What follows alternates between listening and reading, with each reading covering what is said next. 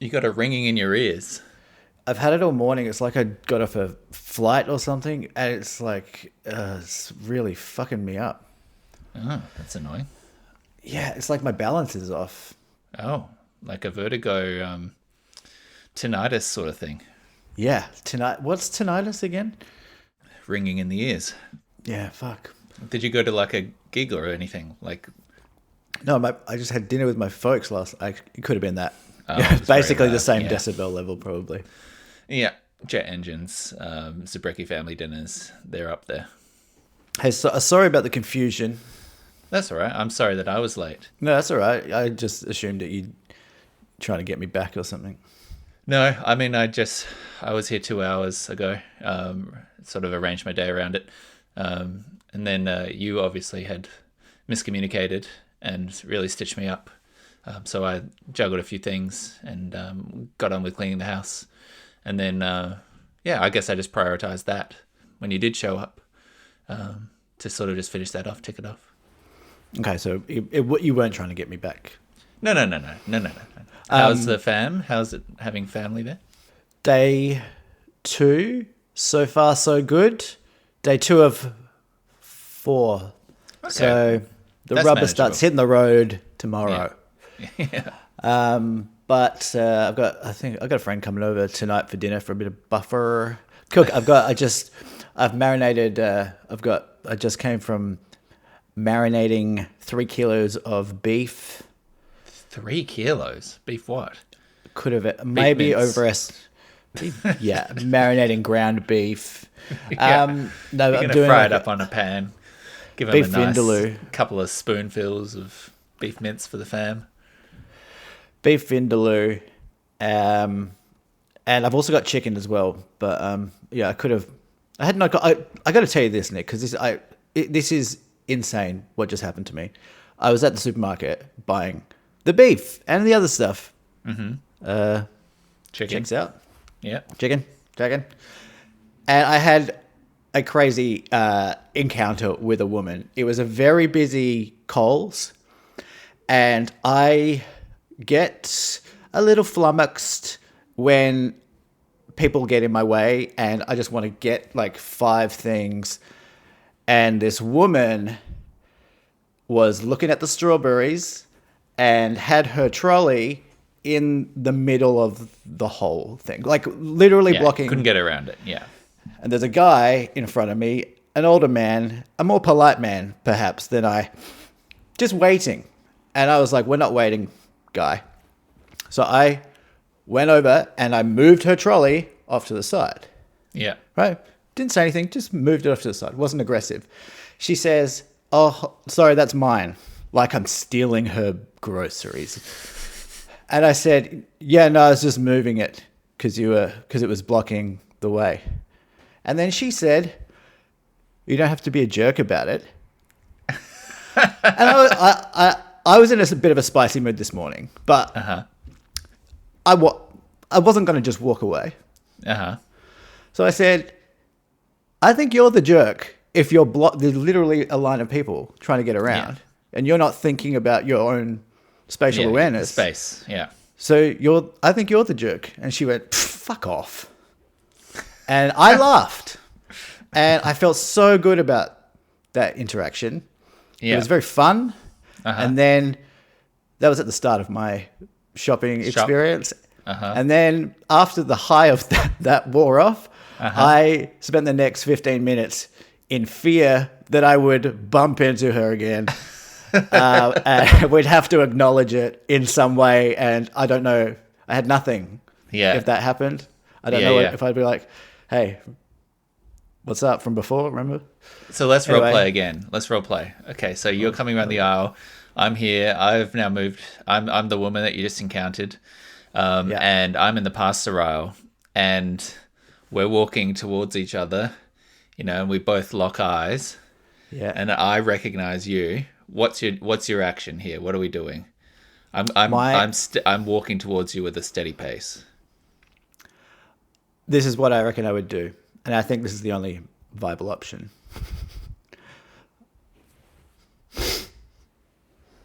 Like a scoff.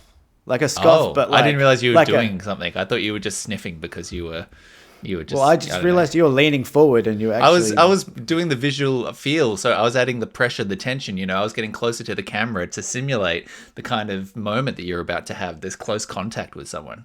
Yeah. Okay. Well, I did it. I have to. That's all you do. I think well, let's break this down. What do I want to communicate in that moment to her? I want to communicate, I beat you. I won. Ideally, she has a moment of self-reflection in the car home and thinks, maybe I am a little bit selfish with how I move about the world. But I want her to, because I was quite articulate in the moment, which is another thing I was proud of. I said what I wanted to say it was kind of funny. I was actually hoping from the guy behind, that I moved in front of. Yeah. Well, just like, hey man, that was really well said, and you're a great guy. That would have been lovely. And I love your haircut. And your beard.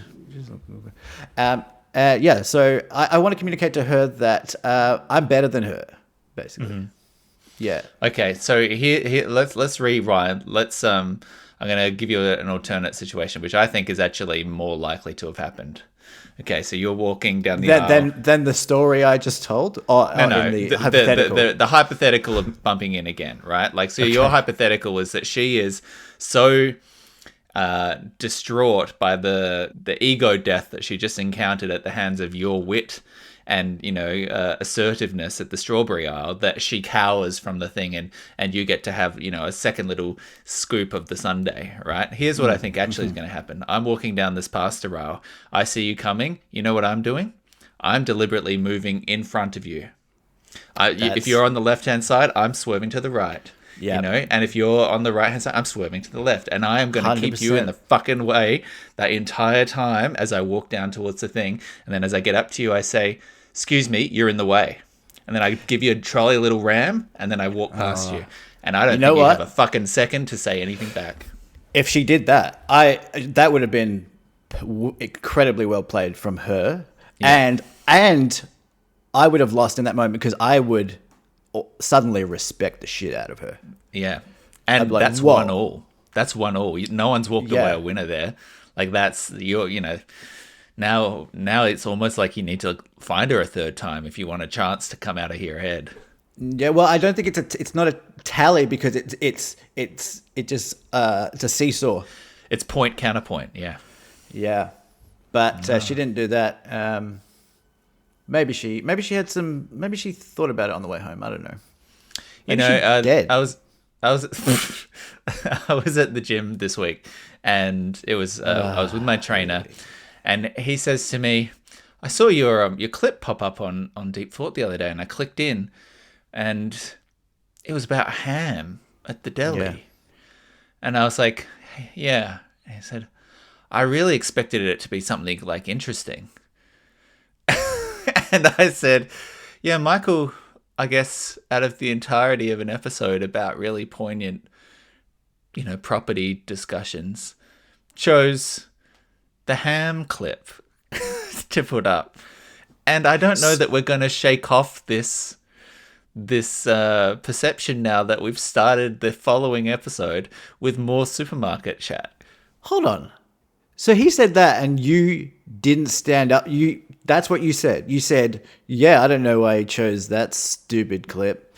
I didn't say stupid clip, but I did say I don't know why he chose that over the actual discussion we had about all of the property stuff. Okay. This is okay, first of all, fuck it. That's actually kind of pissed me off. First of all, you have had you've said to me in the past that there's no point in putting up clips about serious stuff that don't have jokes. So this is like I think this was the best clip of all time, of our all time. I think it was so, and I actually spent I'm going to push this. I actually spent 2 hours doing that. It was very well edited. I went through multiple revisions. It was very well edited. Yeah. Oh, shut up, Nick. It's too late for that. And I thought it was now arguably it's too long. I could have maybe cut now in hindsight because I'm still thinking about it because I'm an artist. Don't start sabotaging yourself. Stand up for yourself. That was a great clip. No, it wasn't really. It was stupid. Okay. Well, maybe Wait. next time we can pick No, something. hold on. No. What do you have Welcome to to Deep Forward, everybody. This is a podcast in which we tackle the big issues of the week. Whether that's the, intergenerational hoarding of wealth between boomers and millennials, or getting something, minorly interesting happening at a supermarket. This is a place for it. Sitting through the internet with me this week, my friend Michael. Hello. What's going on, my boys? And in some cases, girls. And in some cases, both. Sitting through the internet with me this week. No, we've done that part. My name's Nick. Hi. Hello. Hi. And the other thing is that I thought it would be too on the nose to put up another clip about the housing stuff after we went super semi-viral the week before. So I didn't want to be pigeonholed by our audience or okay.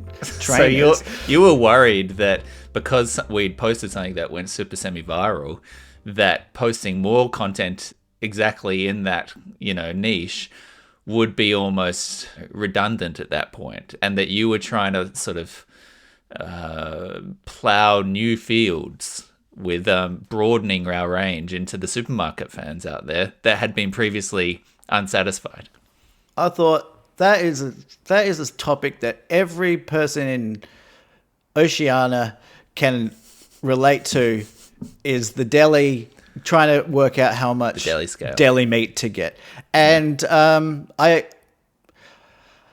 disappointed in you. I'm disappointed in our audience for not. I didn't think it got enough. I didn't think it got what it deserved. Didn't get enough likes. Didn't get many views. So I'm pissed. I'm pissed about the whole thing. Okay. Well, we'll put it to like a third-party consulting firm, and we'll ask them to run the numbers for us and see what kind of strategies we can take going forward for our SEO and other kinds of social impact. What's going on with you? What a mood. I'm doing well. I kind of just want to get into it, to be honest, because we've got so many mailbaggy things to get through from previous episodes, so I just want to do a deep thought mailbag. Put that mailbag right on my face. Mailbag, it's the weekly mailbag. Deep thoughts mailbag. Alrighty, here we go. So, we've got a few things here. Where do you want to start? Do you want to start with most recent and work backwards, or do you want to start with Sean's email? Don't care. Okay. I feel like you're grumpy. Is there something I need to say to apologize? I liked your ham story. It's actions. I want your trainer to text me. Give him my number. Tell Hamish to leave a comment. Okay. Well, how about you put this up as the clip for next week and see whether he responds? I don't take orders from you. I don't take orders from no one. That's fine. Mailbag this week. Let's start with a overdue email from a couple of pods back from our friend Sean. This was in response to our discussion of AI and your spiraling worries about the future. Sean writes, after the last episode delved a little into how Michael was feeling about AI, I was wondering if you had both seen that AI band on Spotify getting a lot of plays, and if you had, what you thought about it.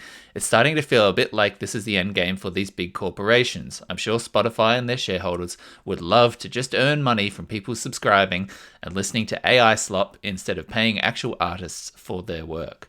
Michael, as someone who has just released a song on Spotify and had some significant success for it, how are you feeling? What do you reckon about AI music? I love AI music. I think it's brilliant. All right. I mean, I don't understand who are these people listening to it. Like, I don't even understand how it's fooling anyone. Like, I don't get it. I'm not really bothered by, like, it. I saw that article, I saw that story, and it didn't really bother me. Like, it's annoying that corporations are kind of like using this, but I don't see it as encroaching on the same space because it doesn't seem to me to be the same thing at all. I imagine that it comes up because Spotify has algorithms, right, that push music into curated playlists like Discover Weekly or, your Daily Mix or whatever. And so, 99% of the bands that come up in my playlists like that, I don't know. Yeah. I mean, with the release radar, I'll know them. But with everything else, it's like, who knows what's coming? And so I think a algorithm that spits out, or that is looking for a certain kind of BPM, genre, pop, length kind of thing, and you get like AI slop in the library there, and it goes, ping, pop that in the middle, and people listen to it because it's generic, whatever. Yeah, I think that is effectively... I think that's where the listens come from, right? It's because it is happening in the background. People are not like curating or putting an album on, right? They're not just selecting. It's automated. Yeah. So the other thing I discovered this week as well, this is sort of connected. Let me just actually open Spotify to remind myself where this happened. So if you go into a daily mix or something like that, did you know that those are not random or purely algorithmic suggestions? So the songs in there, quote, in some cases, commercial considerations may influence our recommendations. For example, Spotify offers a promotional tool that enables artists and record labels to highlight priority songs, increasing the likelihood of them being recommended in specific algorithmic playlists like radio, autoplay, and certain mixes. So did you know that Spotify is not just like giving you the things that are curated based on your tastes anymore? That it's actually like, oh, the record label wanted you to hear this song, so they're paying it for it to be in your feed. I didn't know that. That's gross. That's annoying. Yeah, it's really gross, right? The whole thing is really fucking annoying. I gotta say, like, I've spent a bit of time in the back end of the Spotify for Artists thing in the lead up to this song. And it's like the whole thing, the whole game has changed for releasing music. Like when we released Resettler 10 years ago, we didn't even have a Spotify account, so we put that up 2-3 years later, right? Mm-hmm. And now they've done the Slow Mons singles, so you don't have to, but those editorial playlists are basically everything. Like if you want to get your streams up, you just need to get on a playlist, and so you have to pitch it to the editors when you upload your song. You have to pitch it to the editors 2 weeks before. There's like a 0.5% chance that you'll get on one, but there is one chance that you got to play the game in that sense. But it is quite frustrating, just the whole algorithmic the thing of it. Like I don't get it. It just feels like chance a little bit. Like you have to have good music at least, but then I don't even know if you do. Like you could theoretically just look at one of those playlists, and maybe it's, I don't know, Office background music or whatever. You could theoretically just make up a version of that and get millions of streams, because that's what is the masses want. And like, sorry, YouTube's do you mean the same. Make up a playlist or make a song from AI to sort of scratch that itch? Is that what you're saying? I mean, you could do a low effort version of something that sounds like something on that generic playlist, like a song, is what I'm saying. Yeah, theoretically, yeah. But yeah, very YouTube's easy. the same. I think of all the genres, something like lo-fi background music, I'm sure that's like totally within the wheelhouse of AI versus like a pop song or whatever. 100% like study beats. Study beats. That's a huge one, and you can put that up on YouTube and loop that for hours and just get heaps of views. It is weird because I put up that video that Sean did for the Bombay Delay song, and it got like, it's on 13, it's plateaued now, but it got 13,000 views in a week, and it was that I've never had that before. I know it's not like a huge amount to most people, but like it was very interesting that we got in this algorithm, largely thanks to the good people of India. But, I was going something in the name or the genre or whatever fit Yeah. somewhere in a recommendation and people were finding it. And I don't think you should downplay it, because you have put this out there with like no label, no marketing, no real press, no push or anything. You just uploaded it to YouTube. And 13,000 views is like legitimate numbers. Like for a week, that's great. Like, congratulations. Yeah. Yeah, it was good. And it's annoying how validating it does feel, I gotta say. Like, I was checking the YouTube's the analytics constantly, and because I'm not used to it. So it was nice. But like, yeah, it just found the right niche. But I mean, the YouTube analytics are really detailed. It's really cool.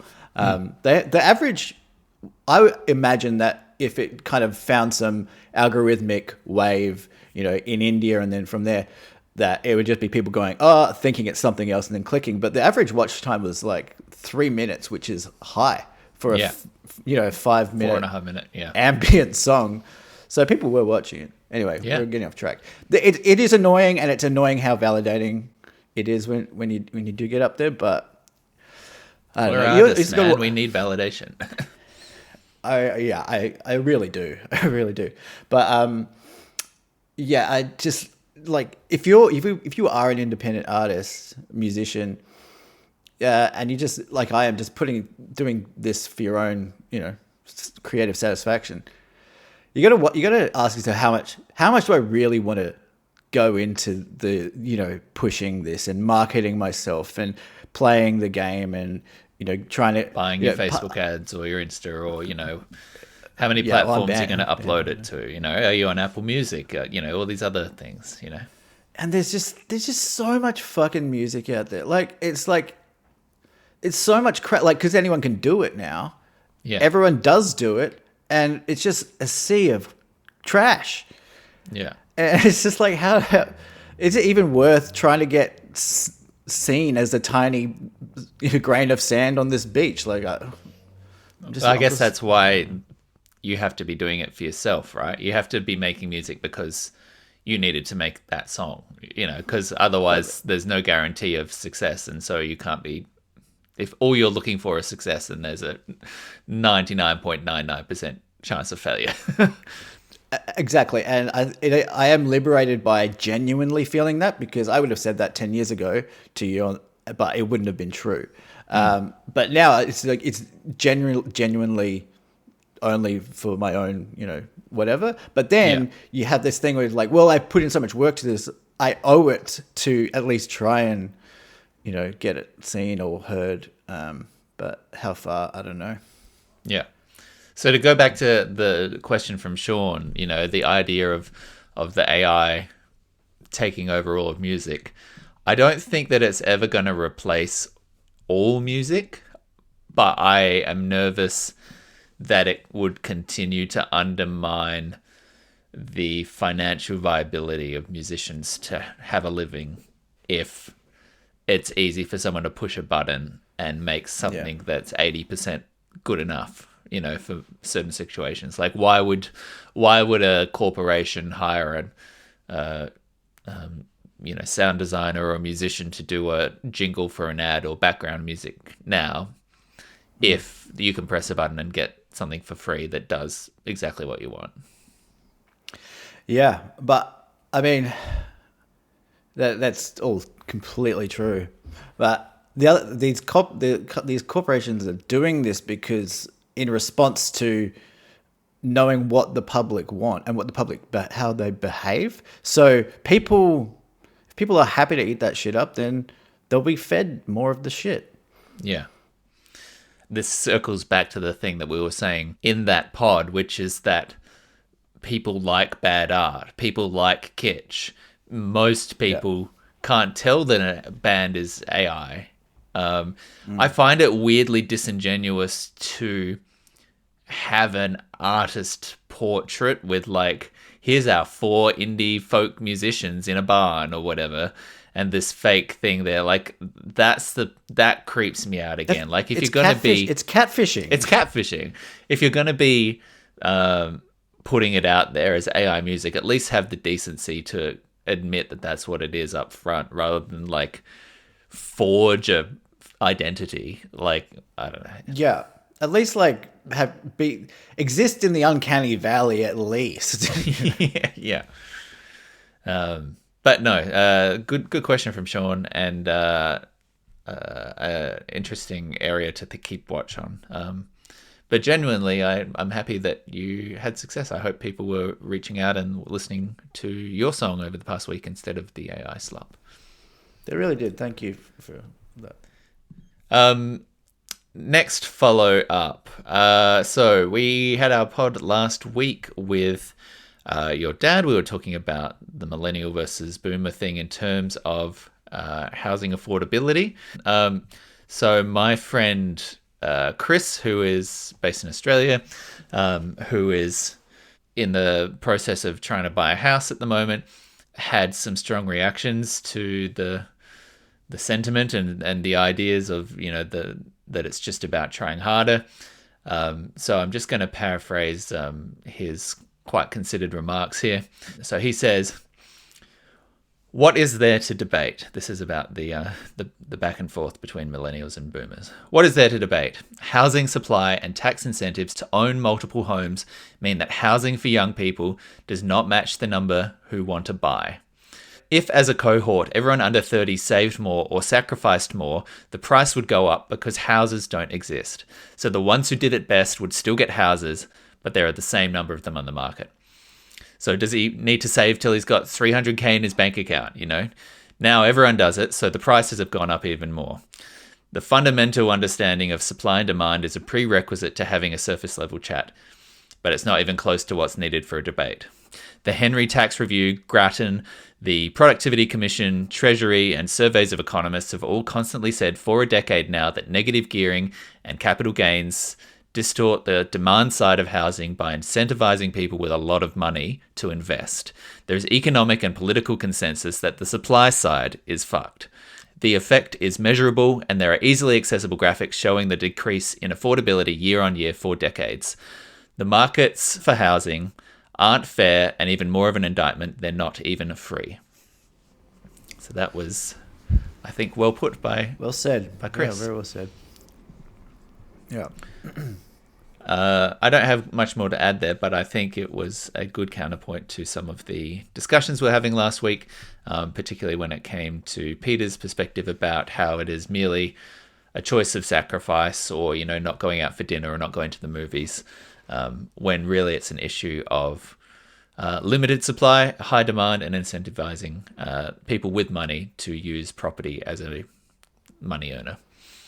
Yeah, agreed.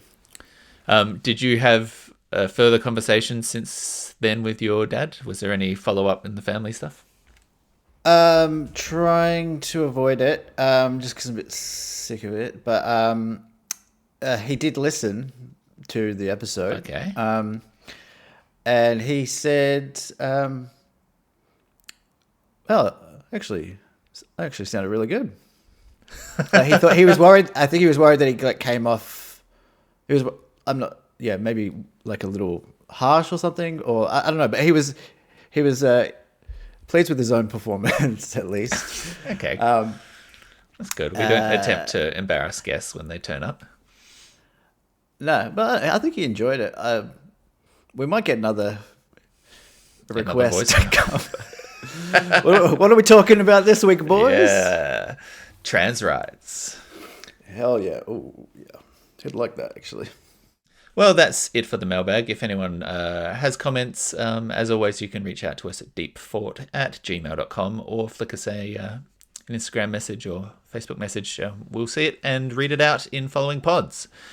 So what I also wanted to talk about this week was the American political system at the moment with regards to TV, and the recent news that CBS has cancelled Stephen Colbert's show, and then specifically just this last couple of days, the South Park story. Did you hear anything about, I assume you heard about Colbert?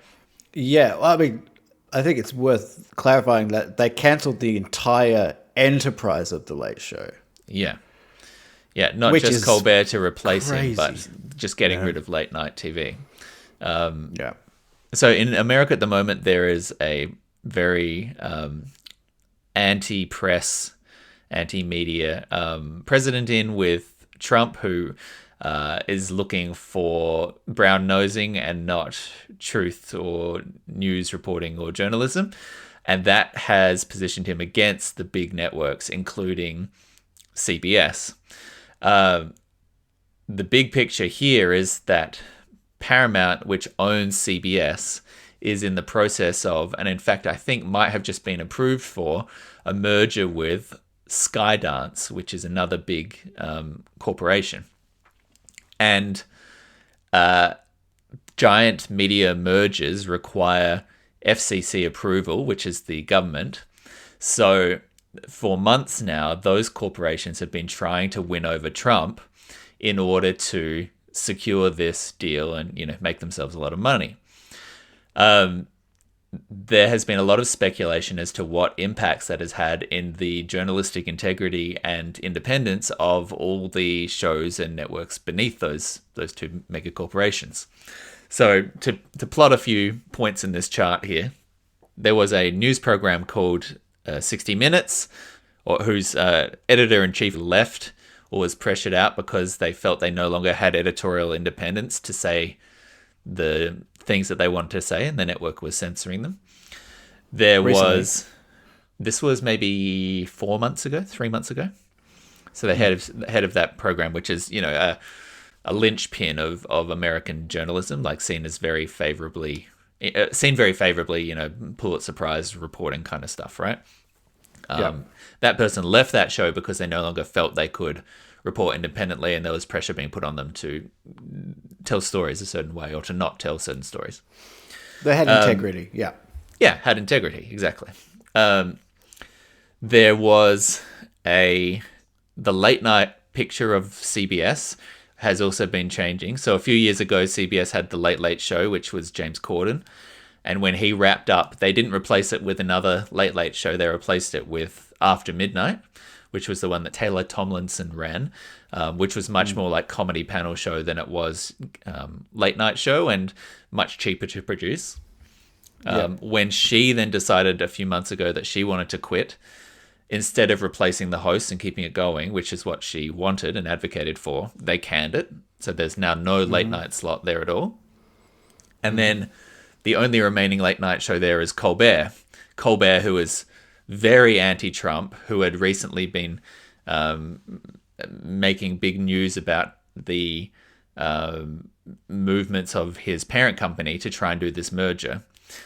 Specifically, Donald Trump sued CBS or sued Viacom or whatever, which one of the parent companies it was, about the way that they theoretically edited a Kamala Harris interview in a misleading way to try and sway political opinion prior to the election.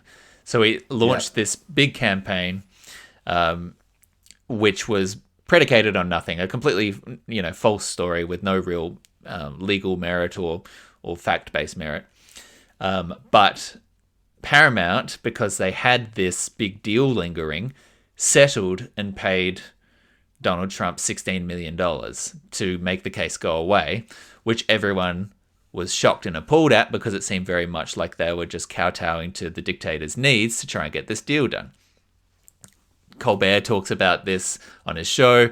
3 days later, the Colbert late night show is canned as well. So now the entire enterprise is dead. And in a year's time, there will be no more late night on this network. And then I believe the deal has just gone through. Trump is crowing about how he had seen the end of Colbert. And everyone who's been watching sort of objectively as this happened is appalled at the the cowardice to just give in to the demands in order to make a shit ton of money. Is that all familiar with you? Any comments at that point? No. I saw the support that he got from the likes of Jon Stewart and a few of those other guys as well, was interesting. Yeah, it's really sad because this feels like it could be a domino kind of thing for late night as a concept. Yeah, absolutely. And so the statement that CBS made was that it was not profitable, that they were losing money every year. But even if what that's the fuck case, did CBS produce? Like, I only know them from late night. it was like NCIS and CSI and those kind of like older skewing procedurals, you know, crimes and that kind of thing. So that's their demographic. Well, there'll be no CBS in 20 years then. I mean, it kind of is the case, right? Like if you're getting rid of the only things on your network which skewed young, then I don't know what you're making anymore. It's I don't understand this from a strategic point of view from them because, you know, like Colbert, his monologues, and I know everything exists in clips now, mostly with the late night stuff, but keeps it topical. It's fresh by its nature. It is always relevant and fresh. Yeah. So I don't understand killing the only thing that's fresh about you. And it's literally the most popular late night show. It outranks everything else. It outranks Kimmel. It outranks Jimmy Fallon. It's the most popular show, and they're killing it. It's also, 30 years worth of prestige, but it's a free advertising medium for anyone who, within a CBS who wants to promote a show. They just stick them on Colbert. Like it does have other flow-on benefits. So you sort of, I think, have to see it like a loss leader, even if it is losing money, right? It is, and it's like, I don't know, like the David Letterman show, it was just like the best thing. And it's just like, it's sad in like personally to me a little bit because I remember just when I would just stay up so late, even when I was at school, just like watching David Letterman and like it's magnificent brand. It's incredible. I like Colbert too, but like the whole brand is just like fantastic and it's like classy. It's got that, I don't know. And he's like a good person. Like he's a good interviewer and he's a nice person and he's intelligent. Like these are like winning qualities to have associated with your brand. Like you're letting go of someone who represents really good, positive things. For no good reason. He's going to be fine, and I mean, part of and the he'll silver probably lining have here some is other that, show pop up. Yeah. Well, that's the silver lining. Is like he's going to be freed up to do something else, and I'm looking forward to that. Yeah, I'll be curious to see what that is because prior to Late Show, he had 10 years as the Colbert persona as like a conservative, right? Like a satire. I hope he should bring that back. Yeah, it'll be interesting to see where he lands, whether it is something where like a different network poaches him, like when Letterman moved networks, or if Netflix wants to give him a crack at like a weekly show or whatever. It'll be interesting to see how transferable that audience is. I do wonder though. Like, I mean, when he was doing the Colbert Report, it was Bush, I guess, was in, and then Obama. Yeah. I don't know if you could do that character now with Marga because Marga's so fucking bonkers that it'd be hard to. I mean, that was the big indictment, was that he did such a good performance back in the day that people sincerely thought he was a conservative. But yeah. All of which sort of gets me to the thing that I really want to talk about, which is the South Park thing. So did you see anything about this coming down the line? I avoided it, but I did see the 1.5 minute clip. I'm not sure if that was a trailer or an opening. You tell me. I think they probably cut up little bits of that episode. But so is it an episode? Have they announced it? Is the episode out? The episode's out. So here's what happened on the other side of things. So Comedy Central is part of the same network as Paramount, the same network as CBS. So it's all the same family. Comedy Central's only real assets now are The Daily Show. So there's a lot of questioning whether that will survive now that they've axed Colbert. and South Park. And South Park, the guys that created that show are immensely rich. They did a deal where they got to hold on to the rights of the show that they made. They have complete creative freedom, and they have 20 years worth of it back catalog library episodes, right? So they're extremely rich. And as part of the deal that Paramount and Skydance were cooking up, they really wanted to lock in South Park as a piece of that puzzle, because that's a valuable asset for them. And that meant they needed to do a new deal with Trey and what's-his-face, Matt, who created the show, to lock them onto the brand. So that had delayed the new season by months as they were trying to sort out this legal question. Trey and Matt had wanted a 10-year deal for $3 billion to get all of the past library and I think 100 episodes or something. And what they actually ended up with was a 5-year, 50-episode, $1.5 billion deal, right? So that actually happened. They got $1.5 billion for locking in the show to Paramount for the next few years, right? So they scored this incredible payday, right? And the reason that they wanted 10 years and Paramount didn't want to have that kind of debt on their books necessarily, not knowing what the future holds. So they met in the middle, right? Got this incredible payday. As part of the process, they maintain creative control. And South Park, famously, unlike any other show on TV, basically, any other animated show by far, they make episodes in 6 days. From start to finish. They write the script, they voice it, they animate it, they do it in 6 days, which is incredibly, incredibly fast compared to the months or sometimes years of like a Bob's Burgers or a Simpsons or something. So they have instantaneous turnaround and incredibly fast production skills honed over 20 years, which is amazing. So this week, they finally sealed this deal. They get locked in for 50 episodes. They get their 1.5 bill. And now their debut date is coming up. And they're launching their first episode last night. They have started working on it in the past 6 days, which means they're up to date on all of what has been happening with the parent companies in this merger, right? They're up to date on politics and Trump. They're up to date with the Skydance deal. They're up to date on the fact that they fired the head of 60 Minutes. They're up to date on the $16 million that they paid to settle the lawsuit that was frivolous. They're up to date on everything.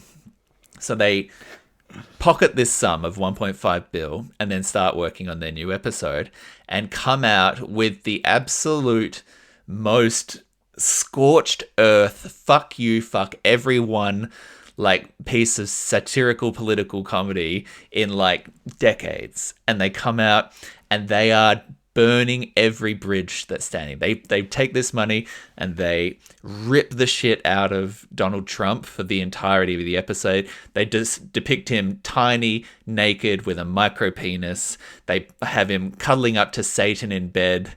Satan's like, oh, you remind me of my ex-boyfriend, which in the show is Saddam Hussein. They get sued by the government. The characters of the show in South Park get sued by the government, and by the end agree to a settlement where they have to include positive Trump PSAs in their show. And what they is they do AI generated Donald Trump at the end wandering through the desert naked. He falls over, his tiny micro penis comes out and says with googly eyes, I approve this message, Donald Trump. And it's titled Donald Trump or pro Donald Trump PSA 1 of 50, i.e. they are going to do this for the next 5 years in every single episode of South Park. They are going to mercilessly do AI generated parodies of Donald Trump. They rip the shit out of Skydance. They rip the shit out of the entity that basically gave them all this money. And there's nothing that anyone can do to stop them. Wow. Oh my god. That's so. Are they the coolest guys in the entire world? Like, It's pretty amazing. that is unbelievable. Oh, Yeah. So I'll that's have to so send you cool. some links, but like you should see the I'm and gonna of watch course it tonight. Trump had passed a law protecting the use of AI for parody, right? So they can't even sue it for defamation. So his own law comes back. They to cleared fucking- it with legal as well. Yeah. Fuck, Yeah. that's punk rock. It's very Oh my punk rock. God. I mean, again, just That's what a way to awesome. be like, thanks for the money. Now everyone get fucked because you all suck. It's so good. Those two boys. I tell you what, like, apart from South Park, they they did Team America, right? Yeah. Huge. They're taking acid at the Oscars and wearing dresses and doing a bit for the entire night where they don't mention the dresses. That's incredible. They've got Book of Mormon. Uh-huh. They bought the Casa del something in whatever. it Oh, was. yeah, I remember Redid that, a yeah. restaurant. Yeah. I mean, and they don't do interviews. You don't never see them, and they're just Yeah. so fucking cool. And also, I mean, it's kind of funny. Maybe it's because you don't see them, but like, they're still out there doing like kind of racist Chinese, It's very Chinese non-PC accents stuff. and stuff. Yeah. I mean, that has changed I And think, then- a and little then- bit, but yeah. I was just gonna say, there's like Apu out there and Hank Azaria getting like cancelled, and they're just like, no one's saying anything about them. Yeah, I mean, I think that Simpsons have actually benched Apu for multiple seasons now. They've like, he's just not a character anymore. Killed him The off. thing about the South Park side, I was never a crazy South Park person. I would say I've not really watched that many. Me neither, Over me the neither. great, over the many years. But certain things, percolate through into pop culture, into broader culture. But I think they could rightly have been said in the past to be sort of deliberately apolitical, deliberately trying to be a little bit anti-woke or a little bit, like taboo. They make or fun of that kind of everyone. stuff. They make fun of everyone, right? But they famously, like they did the parody of, or the mockery, I would say, of like Al Gore's climate change spiel in like 2008 or something like that, and ripped the shit out of it. And to their credit, they did follow that up like 12 years later and sort of have everyone apologize to him in the show because it was actually kind of right and they were wrong about it. So I think I think the compliment that you can give them is that they seem self-aware, right? That they are juvenile and they're immature and they're happy to play with fire and they're probably a bit hit and miss, but at least it seems like they're very consciously trying, right? And they're aware of what they did and what their mistakes were and reckoning with their own work to try and be to remain relevant, but also to remain right, to be defensible. Yeah, it's an acceptance that they're fallible and, like you said, don't always get it right. But they, they don't double down, and they're willing to say sorry. And that's an incredibly likable trait in anyone. And they're like little boys. I've watched more behind the scenes stuff of Matt and Trey than I have of South Park in total, because they have really interesting YouTube things on like even writing, which I'm probably sure you've seen. Like in terms of, have you seen that one? I'm not sure if I've and seen the they- specific one, but yeah. They are just like they're like little boys. They dress like boys, but they're incredibly smart. Yeah. Incredibly smart guys. The moment that debuted, like all of my feeds everywhere were just people being like, holy shit, like South Park, a show which, questionable relevance, peaks and troughs over this time, there'll be a core base, but not as ever present in the cultural discourse as perhaps it once was. No. It hit, like they appeared and all of a sudden, everyone was talking about it because, again, of the target that they'd hit and, the approach that they'd taken and the broader picture of it all. and they're locked in. They can't be cancelled. You know, what audacity! It's like it's an incredible wit. Like they won at every single turn, including the publicity that they're getting for doing the thing. It's kind of meta. The success is almost meta of itself. And if Trump talks about the fact that they did this, and like mentions all of the story or the false graphics or whatever, all it does is just boost the signal, right? More people hear about it. They literally cannot lose. They can't lose. They have not lost a single thing. Yeah. Oh, fuck, that made me feel really good. Yeah, it's cool. I'm glad I held off reading about it. It made me feel really good. Yeah, so go watch some clips. It's impressive just how terrible it is. My mum actually just before asked me to download the episode for her. She wants to watch it, so maybe I'll watch it with Mummy. She's very anti-Trump. I don't think she's a huge South Park guy. It's going to be an interesting mix. Yeah. If you've enjoyed the pod, thank you so much for listening. That's very kind of you. There are plenty of ways to get in touch, as we said. So send us an email to deepfort@gmail.com. Find us on Instagram. Find us on Facebook. Leave a comment on our Spotify page. You can listen to any of the previous episodes and stick in a comment there. Michael, any comments on our Spotify this week? Not a goddamn comment. Okay, well, someone can be the first. And you can just maintain your artistic integrity and, speak truth to power. That would be great as well. Mm-hmm. Miff time. Can I get slightly more of an intro than that, please? Okay, now it's time for Miff time.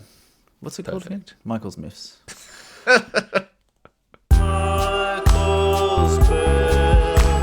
Michael's Miffed. Annoyed, displeased, riled up, offended, aggrieved, irritated, chagrined, pissed off, put out, resentful, and big, discontented. Michael's Miffed. So I'm going to come out pretty hot with this myth because I know it's controversial and I know I'm in the minority with this. So I know that. Come at me. Number one myth this week is Pedro Pascal. Wow.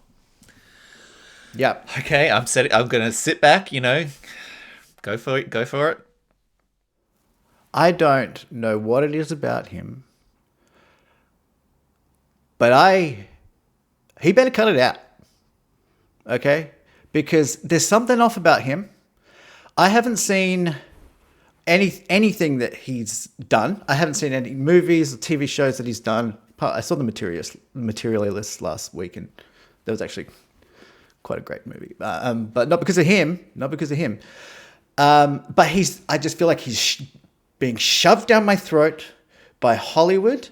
I don't respond to him. There's something off, and I know this is a horrible thing to say about someone, but more than anyone in this world, I kind of, if he got Me Too'd, I would be pleased. I feel like he's going to get Me Too'd, and I will relish in the Me Too'ing of Pedro. And yeah, I know people love him, and that's kind of also why I hate him. Like they really love Pedro. I did this rant to Lauren a few days ago, and she said, You don't like him just because he's hot. And I was like, this is the other thing. Is he hot? Why was everyone pretending this guy's hot? Anyway, all right. Should get some comments this week. This is your worst take. What the fuck? This is such a bad take. How are you this anti? What do you mean, is he hot? Come on. I can't believe this. Oh. I don't think ridiculous. I am surprised that people think he's hot. This is ridiculous. He's being pushed down everyone's throats, yes, because he's a star on the rise. Everything he is in is successful. People love him because he's a nice guy. He was in Game of Thrones and everyone's favorite. He was in Narcos. He was in fucking Mandalorian, Star Wars. He was in Gladiator. He's very funny on SNL. I just don't understand where this is coming from. Why would you be so against someone when there are so many worse, bland, bad actors out there? Last of Us. It's not... Like I said, I've never seen him act. You saw him in The Materialists. Yeah, like I said, I've never seen him act. I don't know. I just don't like the cut of his jib. What can I say? I feel like it's creepy. I feel like he's creepy. I get a bad vibe. I get a bad vibe. No. I get a bad vibe from Pedro. You are the only person out there who has this take. There is a lot of speculation. He is keeping his sexuality under wraps, if you know what I mean.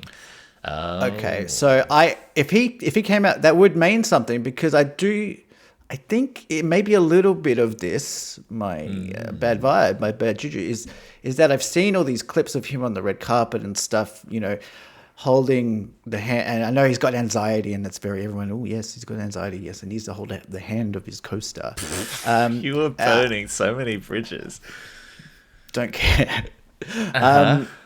And I feel like he's kind of like the guy that's the sensitive friend of your girlfriend. That's like he's, they have a really close relationship because he's kind of like, sensitive and stuff. And then he tries to, make a pass one night. This just sounds like this is just your insecurity about your masculinity because he projects such a positive beacon for everybody. Yeah. I'm going to give you a little bit of clip here that you can put at the start of this Instagram video to really get the views. All right, you ready? Michael, this is your worst take. Now pop that at the start, and then everyone, I think this is going to go crazy good. I think it's going to be really good because you are 100% wrong. You are 100% wrong about this, and I look forward to you being roasted. Well, if you think I'm wrong, pop a comment on the Spotify comments or email us at deepfort@gmail.com. This is such a bad opinion. Subject line. I wonder if this is like engagement bait, whether you're just saying this to like get people to get in touch with you. It's not. It's not. There's in my circle. People are aware of this. I've been vocal about it. And I do have a sub myth, which okay. This is another guy that I hate. A mini myth. Don't like cover of his jib. Mm-hmm. Dave Franco. I hate Dave Franco. Okay. I hate his voice. I hate that he's trying to be a director. I hate that. I hate that he's ambitious with his career. Would you call him handsome? I don't like him. He's a frat boy. I feel like he always has stuff in his teeth. That's a guess. That's a guess. When I look at him, I'm like, I bet you've got like a piece of, I don't know, oats in your teeth. Okay. Well, but not worth bringing up. Not worth bringing up. Okay. All right. Wreck away. So that was your only myth. It's not even a myth. It's just like Michael's rant corner. I dislike that someone out there is succeeding. It's InfoWars. I do actually have one other myth, which is cleaners coming into the bathroom when you're in there. Do you have this? I've had it twice in a week. I'm taking the public bathroom, Mr. Smarty Pants. They're women cleaners. Not that there's anything wrong with being a woman cleaner. I didn't need to say that. Shit. Fuck, I'm spiraling, dude. But they'll freely just come in when you're trying to take a slash or, otherwise. And I think it's like just put a sign up and close the bathroom. Not that there's anything wrong with that. Panic. I'm in panic mode. That's so funny. But like, imagine a male cleaner going into a woman's bathroom while the people in there. Like that would never happen. But apparently, it's okay for. I don't know. Okay. Well, I'm sorry that you've been suffering so much this week, Michael. Just put a sign up. I will go to another bathroom. It's fine. I mean, this would be solved if everyone had implemented your proposal of individual standalone sealable toilets for everyone. Correct. Another good proposal. Michael, I have a little bit of a rec engine and I need to talk about it with you. Is that okay? Yeah. Oh, fuck. Sorry. Pepsi's just been chewing on Mum's earplugs. Oh. Fuck. That's bad. That's going to be bad. Hold on. Grab the keys.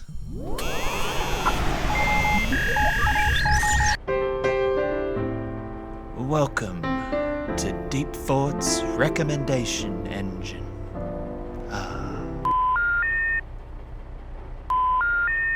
Michael, this past week, my friend Sean and I, who's getting a lot of shout-outs this week, went to see a movie called Friendship.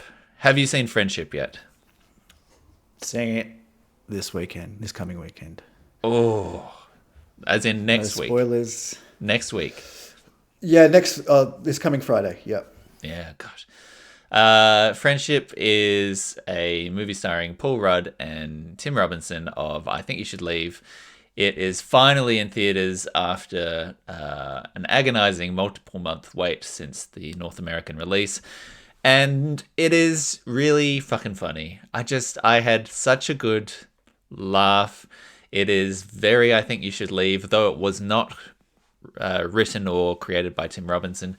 It is an extended story about male adult friendship, and with all of the weirdness and cringe and surreality, and it's just everything I wanted it to be. I had an absolute blast. It was a basically empty theater, but Sean and I just cackled our way through it. How? How did you get an empty theater for that? It was like 2 p.m. on a Tuesday, to be fair, but it was still... Yeah, that it is not in a wide release. If you want to see this movie, please go see it soon because it will not be there for very long, would be my inclination. But I'm so excited. I laughed all through it. I laughed all the way at so many good lines, at so many good performances and moments, and it did everything I wanted. I cannot wait. Kate Mara as well. Kate Mara. Love Kate Mara. I Love You, Man. Do you remember that movie? Paul Rudd again with Jason Segel. Yeah. I've never laughed more in a movie than I Love You, Man. Like literally, I was on the floor. So I cannot wait for this. I also saw Paul Rudd. You probably don't watch Take Your Shoes Off podcasts with Rick Glassman, do you? I would recommend, he's doing the press podcast circuit promoting this movie. Watch Take Your Shoes Off with Paul Rudd, the recent episode, and stick with it because it is incredible. Incredible. What is it? What's the vibe? It's an interview, or it's like riffs, or what are we? It's an interview. I can't say anything. Okay, I'll go about it without giving away the thing. But yeah, stick with it because it's Anyway, I'm glad it's as good as the hype is suggesting. And I mean, I think we've got to give a special moment here to shout out Paul Rudd because he just amazing. Knows, he just gets tone in a way that is so incredibly important, right? Like he can calibrate his movie stardom, his weirdness, his delivery to whatever show or project or film he's in a way that I don't think most people can. Like, it is a really undervalued skill to know exactly what kind of film he's in, you know? It's he has an incredibly deep sense of humor. He's actually incredibly funny at his core, and he's silly. He gets the joke. Have you heard this story about him on the set of Friends? Because he was on the last season of Friends, I think, playing Phoebe's boyfriend. Yeah. Have you heard this? And at the finale, when all the cast were like they crying and stuff at the last shot, he goes up. He goes, "It's been a hell of a ride, hasn't it?" And he said, "No one laughed." And I just love. I think it's a completely true story. Yeah. And I just love that he does, and that sums him up perfectly. He's just like rarely do you get like an actor who's a good actor and doing other serious roles. Rarely do you get an actor that is able to make fun of themselves and be silly and get the joke as richly as Paul Rudd. Yeah, or even like the commitment to a bit of like going on Conan and playing the Mac and Me clip for literally like 20 years. Like it is just delightful. Commitment to the bit. Commitment to the bit is what I would say about that podcast that I recommended before. I also think, just to go back to Friendship for a second, so the guy that wrote it and directed it and edited it was, maybe not edited it, wrote it and directed it was a guy called Andrew DeYoung.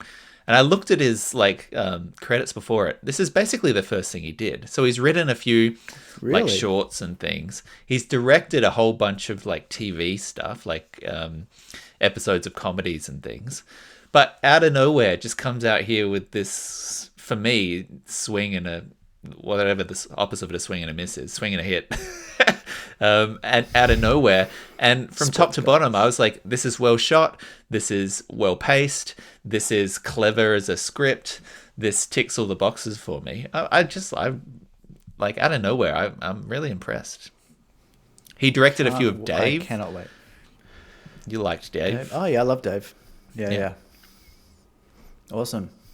Yeah. I would recommend going to see The Materialists, by the way. Yeah, give me a little bit of a talk about that. I wanted to go see F1 actually, but then no one wanted to go see it with me.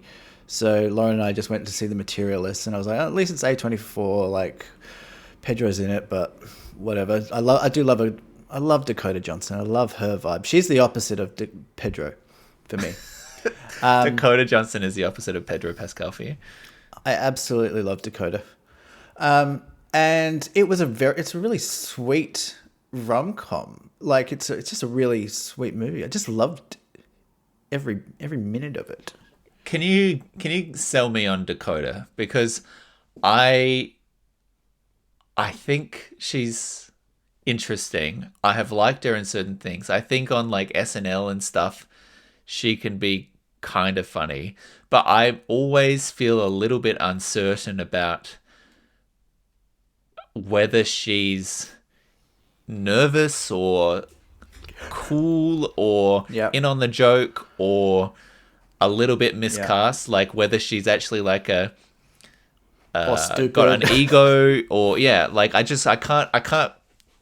can't place her, and there are certain things where like she's doing the I think you should leave the please don't destroy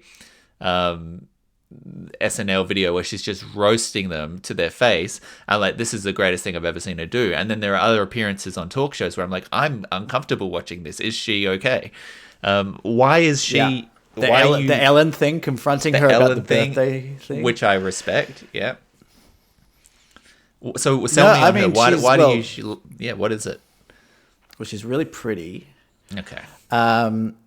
And she's like awkward, and I don't know, like she's I don't know if she could be like a dummy, but like she's kind of like a little pixie to me. Like I don't think so either. I think she's wonderful. I don't know. I don't understand her, but maybe that's what I like about her. She's just kind of like she's kind of like goofy, but then I don't know. She's just everything. She's unknowable. She's everything. And that's the appeal. And then she like was married or dated Chris Martin for ages, and that's weird. Like, really? What was? Yes, God, they Coldplay just broke had a up. week, You didn't hear they? about this? Who did? Oh my god, this lag. They just broke up, Chris Martin and Dakota. But yes, Coldplay, that was hilarious. I enjoyed every second of it when it happened, and then I was immediately tired of it the moment that the memes and the parodies and the copies and the, we're at the baseball and now there's, two mascots doing it. Like I found it funny, and then I didn't need the like cultural regurgitation of it afterwards. Yeah, I mean, I agree. I felt the same way, and it's kind of what it says about society. If you think about it for a second, is actually quite dark. Because these people, I mean, they're just out there just trying to enjoy a lovely affair, and then all of a sudden social media just puts a huge, like the jumbo screen Spotlight on the it, jumbo screen for a week. Society moves on, and then these people, I know they were in the wrong, I know that, but like they're just completely left by the side of the road, disposed of, like chewed up and spat out on X, and just be like roadkill now. Sorry, and you think that's a bad thing? I mean, they were the head of the company having an affair with the HR lady. They're all millionaires. They're going to be fine. Yeah, I mean I know morally it's wrong, but like society doesn't care about their lives at all. Like they just want to have a good time. I did like that Coldplay or Chris Martin the next night. Did you see this clip when they were about to do the Jumbotron thing? He's like, all right, we're going to sing a song now and we're going to spotlight some of the fans in the audience. So if you need to touch up your makeup, now's the time because we're going to put you on the screen. As closest to a comment as he gets. Yeah, it was good press for Coldplay. I think that their monthly plays or something leapt above Taylor Swift this month as a result. There you go. Is there a weird vibe today between us? Maybe. There's also a lag, which is not helping. I don't hate it. Yeah, I think it's a lag. Okay. I got one more thing that could be funny if you want to end on that, but very short. But you don't have to. Yeah. While I was sleeping the other night, I wrote a note to myself in a semi-sleepy state at like 3:30 a.m. And the note to myself was with a lot of typos. It's weird that food goes in your face. Explain. It is kind of it is kind of. Where weird would you that prefer the food to get go? stuffed into your face. Well, it's not about that. I don't have another solution. I'm not saying it's bad even. I'm just saying it's like everything happens in the face. You know, you see and the smell, and then you shove food into this thing that I also. You know what? Maybe not one of the most interesting things I've written down. Not every 3:30 a.m. thought is necessarily going to stand up to scrutiny. I could see an argument to be made that you should really be able to put it straight into the stomach, and it's a bit weird. That is a great point. It's a bit weird that we go via the path that goes to the lungs, like we've got one tube in the middle and you have to like take a little bit of a risky drive because there's a lot of times that stuff, that stuff can get caught in places where it feels like it shouldn't. So I can see an argument for we should have just the breathing holes up top and just like the talkie box, like direct from the lungs straight there. And let's find another pathway for the food. Let's go direct. Let's go direct. Really appreciate that you started this with not backing me up to your trainer, and then you ended it with really supporting me on my stupid thought. So thanks. Hey, that's a full character arc right there. That's storytelling, baby. Yeah.